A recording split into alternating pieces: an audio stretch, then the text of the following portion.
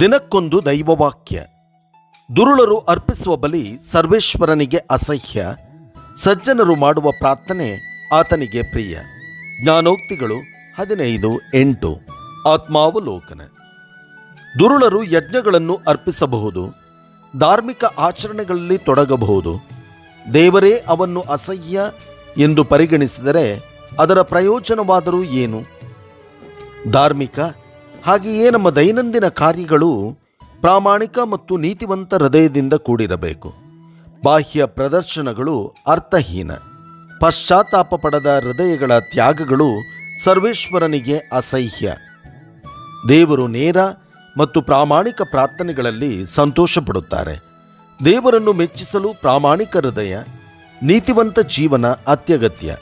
ಇವುಗಳಿಲ್ಲದೆ ಧರ್ಮದ ಬಾಹ್ಯ ಪ್ರದರ್ಶನಗಳು ಸ್ವೀಕಾರಾರ್ಹವಲ್ಲ ಎಂಬುದ ಅರಿತು ಬಾಳಿದರೆ ಜೀವನ ಸಾರ್ಥಕವಲ್ಲವೇ?